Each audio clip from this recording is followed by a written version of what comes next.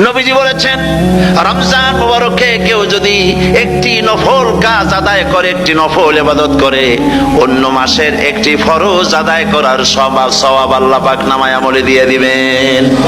রমজান মুবারকে কেউ যদি একটি ফরজ আদায় করে, অন্য মাসের 70টি ফরজ আদায় করার মতো সওয়াব আমল নামায় আল্লাহ দিয়ে দিবেন। সুবহানাল্লাহ। এই মাস আমাদের সামনে। আল্লাহু আকবার বলি, আল্লাহু আকবার বলি, আলহামদুলিল্লাহ। এই পবিত্র মাস আমাদের সামনে। সারা জীবন, সারা মাস অন্যায় করার পরে, গুনাহ করার পরে মানুষের অন্তঃকরণে কালিমা লেগে যায়।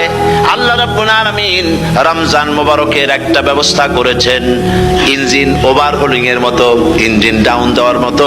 আপনার কালবকে, আপনার আত্মাকে, আপনার বিবেককে, আমার বিবেককে পরিষ্কার করার জন্য রমজান মাস করে দিয়েছেন। রমজান মুবারকের একটি মাসের কোর্স যদি কমপ্লিট করা যায়, তাকওয়া দিয়া যদি ভরে দেওয়া যায়, তাহলে বাকি 11 মাস আরামসে চলবে, কোনো অসুবিধা হবে না।